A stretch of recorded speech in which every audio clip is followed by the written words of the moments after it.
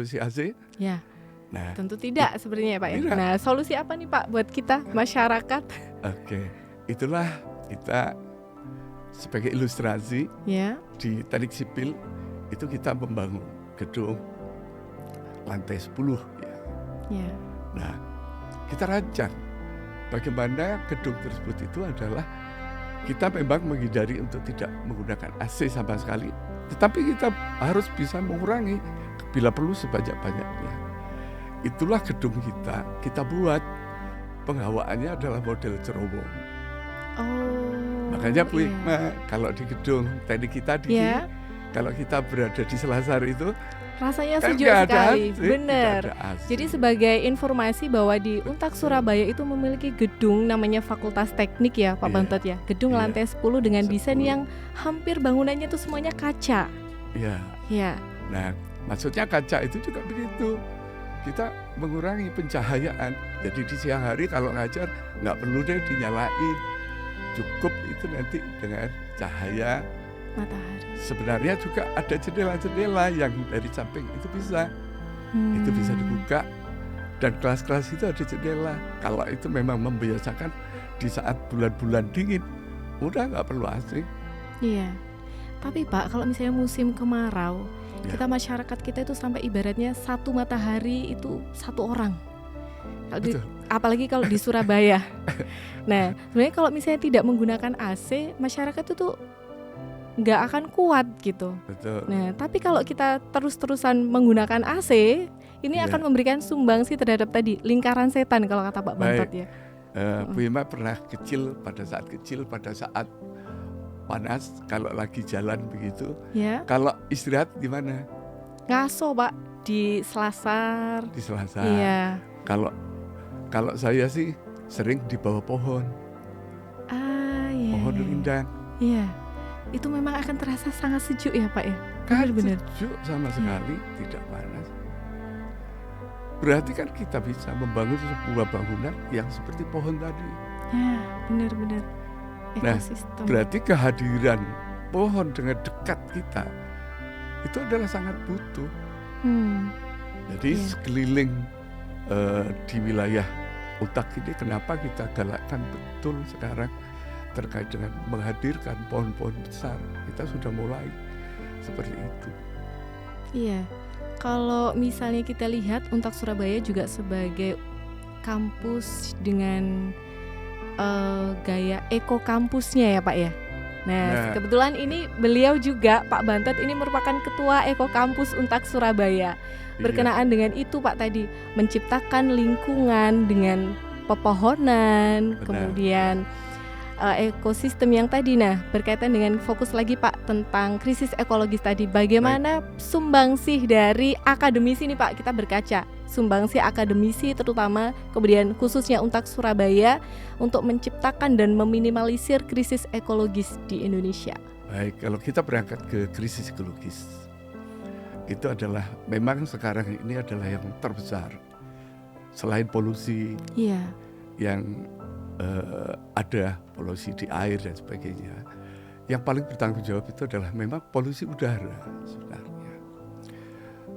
Nah, kita berangkatnya dari sana. Jadi kalau kita membangun ini adalah pasti itu nanti bangunan mulai dari kita saat membangun, kemudian nanti mulai dari perancangan, kemudian membangun, kemudian kita pada saat menggunakan dan pada saat pasca nanti membongkar. Semuanya itu harus terpikirkan terkait dengan jejak carbon footprint. Carbon footprint ini adalah sangat penting digunakan untuk menilai. Jadi kita ajarkan juga itu di teknik sipil terkait dengan kita untuk memilih suatu konsep itu adalah dengan menggunakan, yaitu kita hitung. Bahkan itu ada istilah nanti itu adalah akuntan carbon foot gitu ya. Jadi bukan hanya terkait finansial ya Pak ya, betul, yang harus dihitung. Ya, harus dihitung. Ya. Jadi ini sering disebut sebagai LCA. Jadi saya ambil contoh. Ya. Kalau kita bangun selama ini, bangunan kita itu seringkali mengabaikan terhadap tanah yang kita gunakan. Betul. Tanah itu dibebani oleh beban yang sangat luar biasa dan yang sangat kadang miris. Bangunan itu adalah diletakkan pada tanah permukaan. Yang tanah ini adalah memiliki kemampuan untuk bisa menyerap air hujan. Benar. Di sana ada jasad renik kecil yang hidup, yang memiliki ekosistem tersendiri. Ini sering rusak. Sambil contoh, ketika paradigma lama, yaitu kita membangun gedung-gedung kita, gedung A, gedung F, seperti yang kita tempati ini. Ini adalah menggunakan konsep yaitu pondasi dangkal dengan sarang laba-labanya. Apa itu jadi? Gedung ini mengalami suatu kegagalan fungsi pondasi, yaitu turun. Tetapi ada kegagalan yang lebih luar biasa. Apa itu, Pak? Seluas tapak bangunan ini sudah tidak mampu lagi itu dimasuki air. Ini Pak. Jadi kalau kita lihat sebenarnya tidak hanya di Untak Surabaya, kita melihat di Surabaya. Benar, saya setuju. Semua rumah-rumah yang menggunakan itu adalah konsep pondasi dangkal dengan yang lebar. Ini adalah sesungguhnya ini suatu pilihan yang kurang tepat. Bagaimana yang tepat? Ya kita bangunan itu kita letakkan pondasi itu jangan sampai mengganggu yaitu tanah permukaan.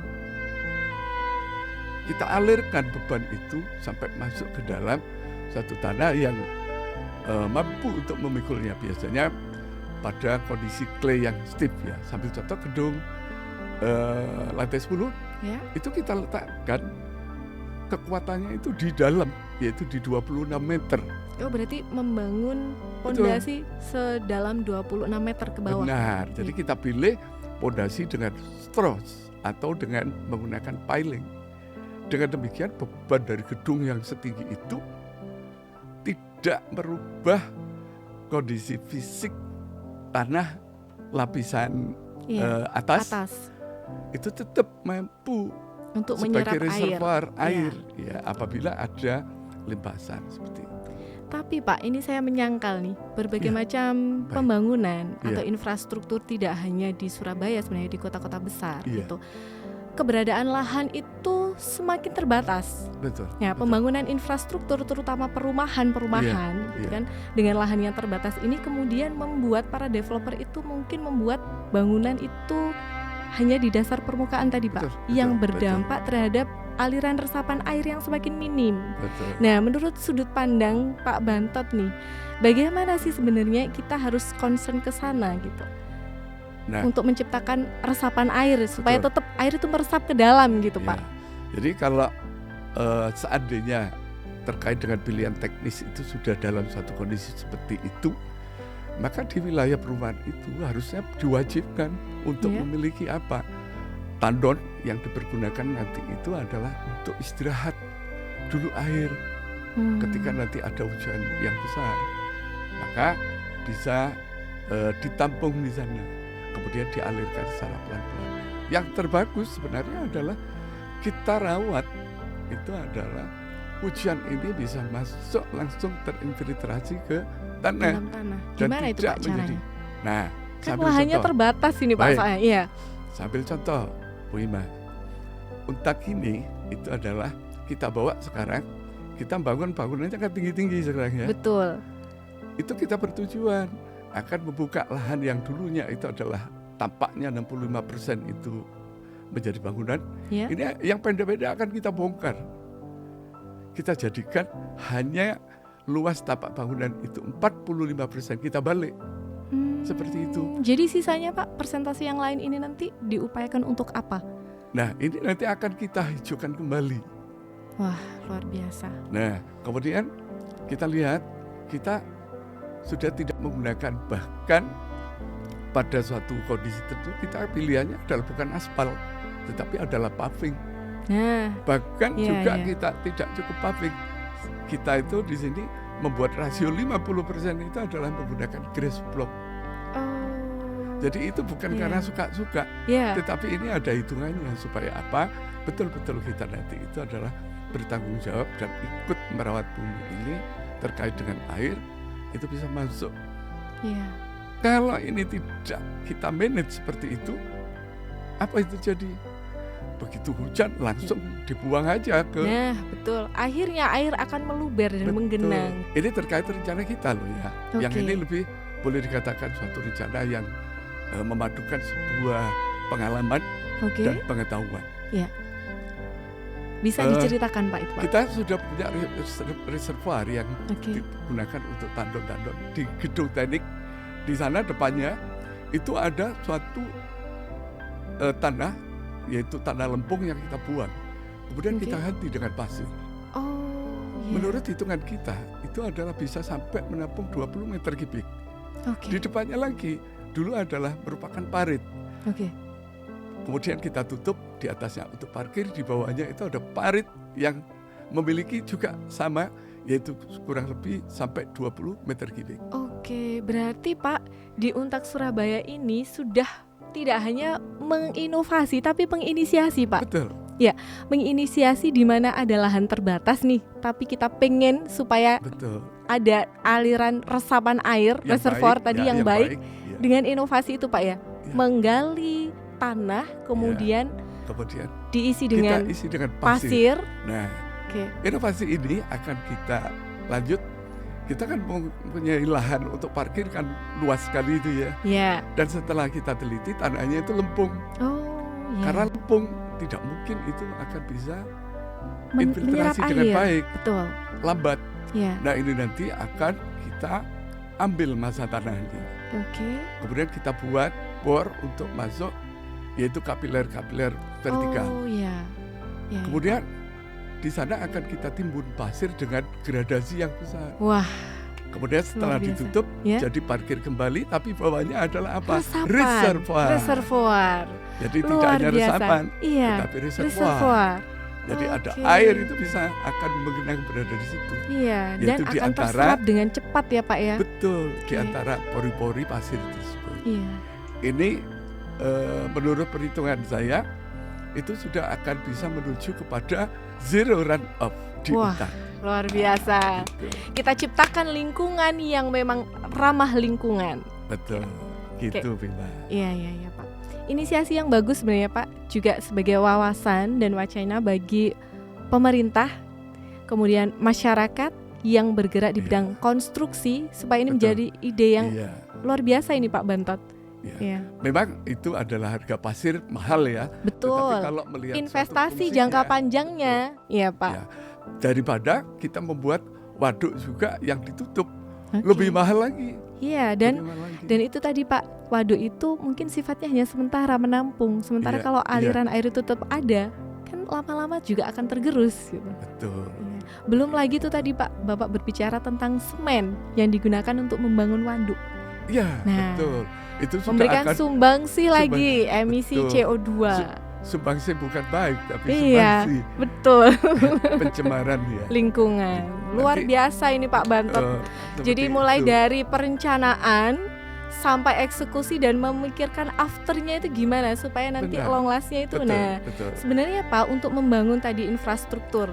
Nah, untuk memperhatikan tadi juga dampak terhadap lingkungan, terutama daerah resapan air yang mana kita tinggal di perkotaan gitu ya Pak ya. Dengan tadi Bapak sampaikan ada lapisan-lapisan tanah gitu ya.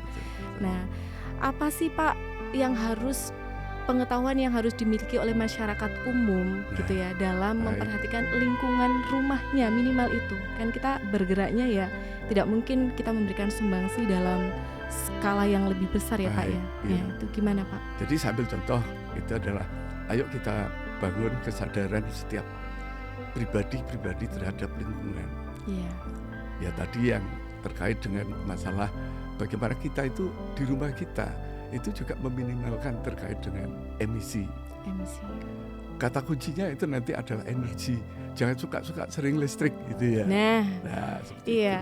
Kemudian terkait berikutnya yaitu bertanggung jawab terkait apa? Kita ini musimnya hanya panas dan hujan. Betul. Nah, kita siapkan dong. Jangan nanti kelebihan air yang tidak bisa masuk di sini itu akan mengganggu, dibuang begitu saja. Kasihan itu yang daerahnya itu adalah rendah, akan jadi banjir. Betul Pak, kadang-kadang nih Pak kita hidup di lingkungan yang sudah merawat lingkungan dengan baik. Cuman kita menjadi sasaran karena lingkungan sekitar kita yang lain ini belum sadar terkait dengan lingkungan itu. Ada cerita lucu. Iya. Ada seorang menantu mengirimkan banjir kepada mertuanya. Nah, istilah yang luar biasa ini Pak. Kenapa kok bisa demikian? Yeah. Menantunya ini adalah berada di posisi yang lebih tinggi. Oke. Kemudian mertuanya rumahnya di daerah yang lebih rendah. Iya. Karena menantunya ini tidak memiliki di rumahnya itu adalah yaitu yang disebut sebagai tempat untuk tandon. Ini sebetulnya gampang membuat musim tapi yang kecil. Yeah. Kita buat aja biopori. Nah, biopori itu. Iya, benar. Nah, ini adalah ada dua hal. Biopori ini nanti itu adalah menggiring supaya air tadi itu bisa mudah untuk masuk ke dalam. Jadi tidak hanya dilihat volumenya, tetapi adalah dilihat kita menolong air tersebut supaya bisa cepat itu meresap ke dalam bumi. Tanah. Seperti itu, sehingga tidak dikirim ke mertuanya. Nah. Gitu. Jadi biasanya kalau kita mengirimi mertua itu oleh-oleh, gitu ya. Tapi ini ngirim banjir. Iya, gitu benar. Iya, Pak. Seperti yang kita lihat Pak ya, sekarang itu terkait dengan upaya berbagai macam pemerintah, saya yakin pemerintah juga dengan berbagai macam kebijakannya sudah melakukan yang terbaik gitu Pak ya. Cuman itu tadi Pak, tentang edukasi, kembali lagi mitigasi itu kan tidak bisa dilakukan hanya sebagian pihak. Benar. Ya, jadi seluruh entitas harus bisa. Nah, bagaimana menurut Bapak upaya mitigasi dan adaptasi tadi Pak? Adaptasi membangun yang selaras dengan alam. Jadi bukan yang melawan alam tadi. Ya, jadi banyak hal ya. Ini barangkali kalau tadi nanti kita tarik juga ya ke wilayah kampus kita. Ya, setuju. Jadi saya mulai terkait dengan lingkaran setan tadi ya. Siap. Terus putusnya terkait dengan masalah hulu dan hilir tadi. Ya. Jadi di dalam satu konsep untuk apa? Memitigasi. Ya. Coba sekarang kita mendengarkan di media berapa juta hektar lahan yang pada posisi itu jelas-jelas berada di wilayah yang lebih tinggi, topografi tinggi. Betul. Beralih tadinya fungsi. Adalah merupakan suatu waduk. Ya. Kenapa saya katakan waduk? Ya. Tadinya adalah merupakan suatu hutan yang heterogen. Ya. Di mana air ini kalau ada hujan itu akan diterima dulu pada tajuk-tajuknya. Ya. Kemudian dihambat sampai masuk ke akarnya, masuk begitu baik. Dan hampir itu saya sejak sekolah yang namanya adalah aliran run off. Yang dialirkan itu tidak lebih dari 20% karena sudah terserap melalui berbagai macam 20%. pohon tadi ya Pak ya. Betul. Iya. Nah, sekarang ini adalah berkebalikan. Bahkan yang dilepas itu hingga sampai 90%. Nah, itu loh yang terserap semakin minim. Betul. Kenapa ini, Pak? Ya, karena hutannya ini sudah dirubah kebanyakan setelah ditebang. Untuk mengerjakan tebang, ini saya ceritakan prima. Ya, Pak. Kalau digergaji menggunakan alat-alat itu mahal. Pada umumnya menggunakan apa? Dibakar. Oh iya. Sesungguhnya ketika kita membakar hutan, apalagi semak-semak, 1 hektar semak-semak itu adalah sama dengan kurang lebih adalah 500 kilogram setengah ton karbon dibuang. Itu nanti sudah akan menambah ya begitu padatnya karbon yang ada di bumi. Jadi seperti itu. Kemudian merubah lagi sifat ketika ditanami. Kebanyakan adalah keperluannya untuk perkebunan biasanya, untuk perumahan. Kalau untuk perumahan tadi hutan berubah jadi beton.